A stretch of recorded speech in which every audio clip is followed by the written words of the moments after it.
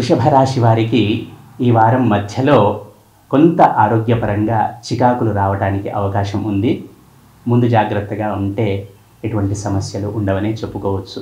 అలాగే ఇంట్లో పెద్దవారి ఆరోగ్యం పట్ల కొంచెం జాగ్రత్త వహించడం సూచించటమైనది. అలాగే వృషభ రాశి వారు ఈ వారము వాగ్వివాదములకు దూరంగా ఉండటం సూచించటమైనది. ఆర్థికంగా ఎటువంటి లోటు లేకున్నను కొన్ని ప్రయోగాలు చేయకుండా ఉండటం మంచిది. ఈ వారంలో సంతానపరంగా సంతోషం అనేది ఈ వృషభ రాశి వారికి ఈ వారంలో ఉంటుంది. వాహన గృహ సౌఖ్యం కూడా పుష్కలంగా ఉంది. అలాగే ఉద్యోగ వ్యాపారాల్లో ఉన్నవారికి, వృత్తి ఉద్యోగ వ్యాపారాల్లో ఉన్నవారికి ఈ వారం చాలా అనుకూలంగా ఉంటుందనే చెప్పవచ్చును.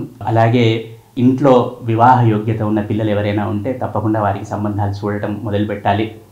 అలాగే ఈ వారము వీరికి అన్ని విధాలుగా అనుకూలంగా ఉంటుంది. ఇష్టదేవత ఆరాధన చేయటం వల్ల వీరికి మానసిక సౌఖ్యం అనేది ఉంటుంది. ముఖ్యంగా వృషభ రాశి వారు గుర్తుపెట్టుకోవాల్సింది ఏంటంటే అన్ని విధాలుగా బాగుంది ఈ వారం వీరికి. కాకపోతే వాగ్వివాదాలకు దూరంగా ఉండటం సూచించడమైనది. ఈ ఒక్క చిన్న కేర్ తీసుకోండి, అన్ని విధాలుగా ఈ వారం వీరికి బాగుంటుంది. ఆర్థికంగా, ఆరోగ్యపరంగా అన్ని విధాలుగా.